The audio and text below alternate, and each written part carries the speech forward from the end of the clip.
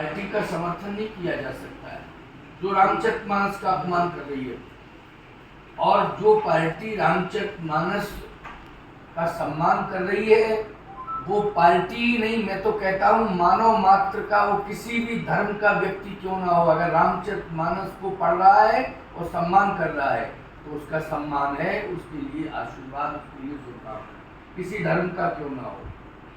महाराज जी, स्वामी प्रसाद मौर्य ने जो रामचरितमानस का एक श्लोक था उसको लेकर टिप्पणी की और लगातार स्वामी प्रसाद मौर्य अलग अलग बयान दे रहे हैं। अभी तो उन्होंने ये तक कह दिया कि हिंदू नाम का कोई धर्म है ही नहीं, हिंदू जैसा कोई धर्म ही नहीं है। तो वो मौर्य हटा दें, मौर्य तो हिंदू शब्द है,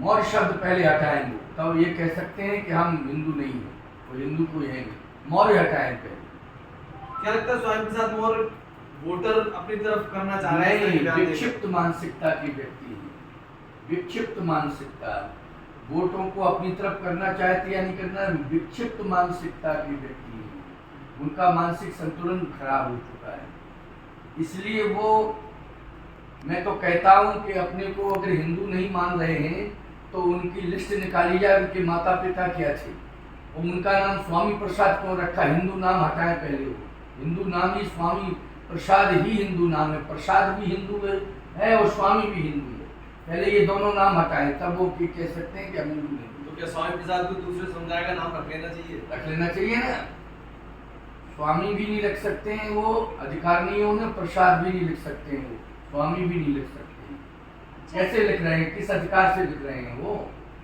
या हिंदू है तभी लिख रहे हैं, वो नहीं हिंदू तो स्वामी प्रसाद नाम गैर हिंदू का नहीं। साउथ के तमाम नेता कह रहे हैं सनातन धर्म को बीमारियों से जोड़ रहे हैं कि इसको बिल्कुल ना नष्ट कर देना चाहिए, खात्मा कर देना चाहिए।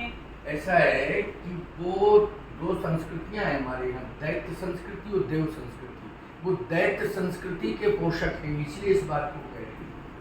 हमारे यहाँ देव संस्कृति और दैत्य संस्कृति, तो जो दैत्य संस्कृति से जुड़ा होगा वो निश्चित रूप से ग्रंथों को नहीं मानेगा, गौ को नहीं मानेगा, ब्राह्मण को नहीं मानेगा, राम को नहीं मानेगा, कृष्ण को नहीं मानेगा।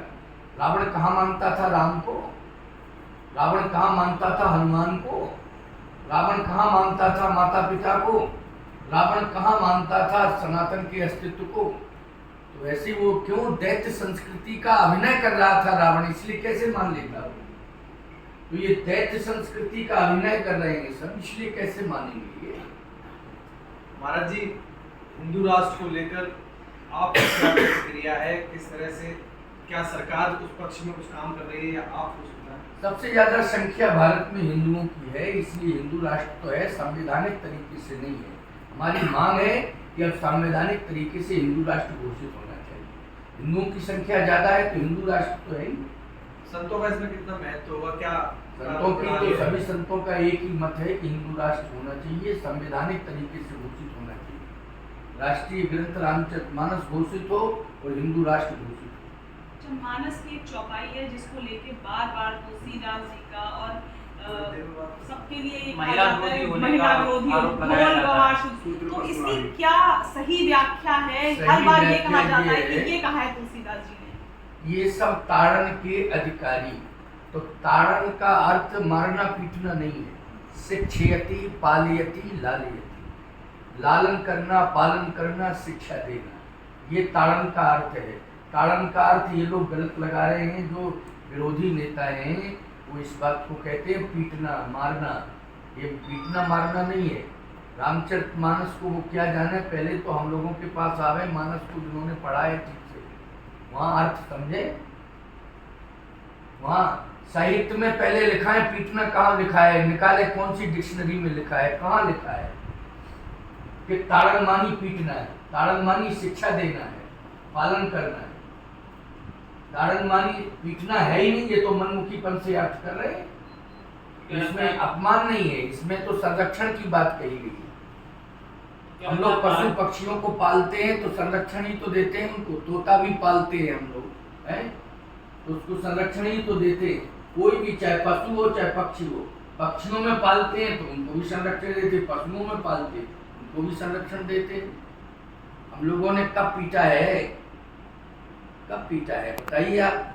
ऐसे पीटने की बात कही जाए तो आपका बेटा अगर किसी विद्यालय में पढ़ता है तो क्या अध्यापक प्रयोग नहीं करता है डांटने का? बताइए आप, क्या वो विरोधी है?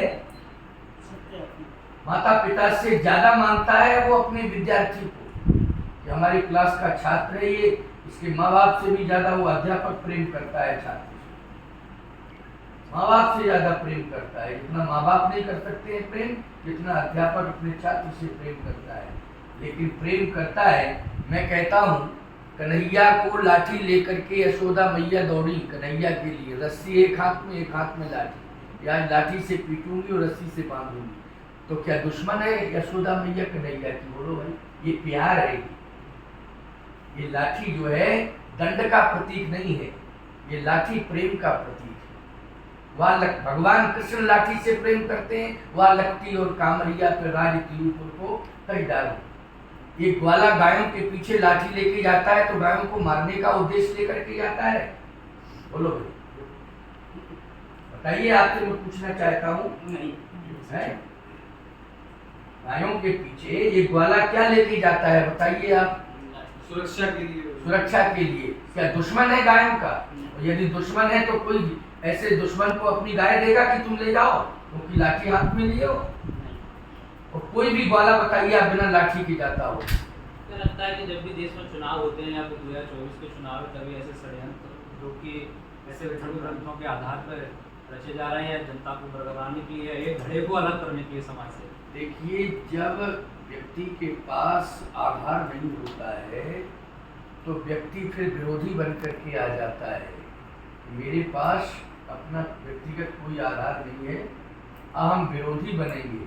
तो विरोधी जब वो बनता है तो विरोध का अर्थ ही ये होता है कि विरोधी का अर्थ क्या होता है कि आप जो है अच्छाई से जुड़े हैं तो हम बुराई से जुड़ेंगे, इसका अर्थ यही।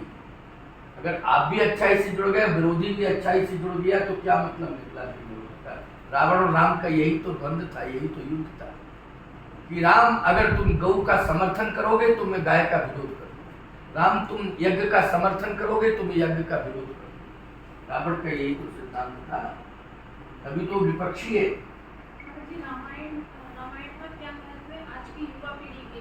रामचरितमानस का सबसे बड़ा महत्व है, यदि हृदय परिवर्तन कराना है तो रामचरितमानस पढ़ना पड़ेगा। अगर हृदय परिवर्तन करना है तो रामचरितमानस से जुड़ना पड़ेगा। और यदि हृदय परिवर्तन कराने वाला ग्रंथ रामचरितमानस है तो हृदय परिवर्तन से ही रामराज जाएगा, नारेबाजी से रामराज नहीं आ सकता है। इसमें सर एक बड़ा सवाल और है कि अक्सर कहा जाता है कि हिंदू सेकुलर, भारत जो है सेकुलर राष्ट्र, इसमें एक ग्रंथ को, एक धर्म के विशेष ग्रंथ को आप कैसे राष्ट्रीय ग्रंथ बना सकते हैं? तमाम धर्म के लोग इसमें रहते हैं, या बाइबल या कुरान। रामचरितमानस सर्वांगीण विकास का ग्रंथ है। रामचरितमानस सुरसर सम सबकर हित हुई, जैसे पानी बरसेगा तो सभी के ऊपर बरसता है, शीतलता ही देता है। अच्छा एक बात बताइए, पानी बरसता है तो उसका धर्म क्या है कि पुण्यात्मा पापात्मा जीवात्मा कोई भी हो, गिरेगा तो वो क्या प्रदान करेगा? ऐसा नहीं, पुण्यात्मा को शीतलता प्रदान करेगा और पापात्मा को उष्णता प्रदान करेगा, ऐसा जल का स्वभाव नहीं। ऐसे ही रामचरितमानस का ग्रंथों में स्वभाव है कि जो भी उसे सुनेगा और पढ़ेगा, उस पर चलेगा, उसका कल्याण ही करेगा। सभी का समाधान ये है रामचरितमानस। जैसे जल का स्वभाव एक है, वैसे ही मानस का ग्रंथों में स्वभाव एक है। अगर जैसे युवा पीढ़ी के पास, लोग आजकल बहुत भागा दौड़ी वाला जीवन शैली में होती है, उनके पास समय नहीं है कि वो रोज एक पाठ, एक अध्याय, एक पन्ना पढ़े, तो क्या हम ऐसी 5 चौपाइयाँ बता सकते हैं जो पढ़ने से उनका हृदय परिवर्तन, उनके एक बात बताइए, व्यस्तता की लाइफ में व्यक्ति ने मोबाइल को आधार बनाया है और आप सर्च करिए तो ये हमारे यहाँ मानस ही एक ऐसा ग्रंथ है कि आप कहीं भी पढ़ सकते हो, किसी भी समय पढ़ सकते हो। और ग्रंथों में तो कुछ नियम बने हैं, मानस ऐसा है कि आप सर्च करिए, 5 दोहे आप क्यों नहीं पढ़ सकते? जब 5 मिनट चाय खड़े होके चाय पी सकते हो, 5 मिनट नाश्ता कर सकते हो, 5 मिनट किसी को रास्ते में दे सकते हो, तो आप मोबाइल में तो मानस है, उसको पढ़ लीजिए। आप पेपर क्यों खोजते रहते हैं लोग? पेपर आया कहाँ गया, किधर रखा, किधर है, मेरा लाओ, आज तो पेपर ही नहीं पढ़ पाया, दिमाग खराब है मेरा, ऐसा तक लोग कह देते हैं। तो फिर मोबाइल जब रखे हो, इतना सुंदर विकल्प बताया है कि मोबाइल सर्च करिए आप रामचरितमानस निकल के 5 दुआ पढ़ लीजिए। क्यों नहीं? इसका मतलब है कि आप प्रेम नहीं करते हैं, आप समय की बात नहीं, आप प्रेम ही नहीं करते मानस से, और प्रेम नहीं करेंगे तो परेशान करेंगे। प्रेम करना पड़ेगा, परेशानी दूर करना।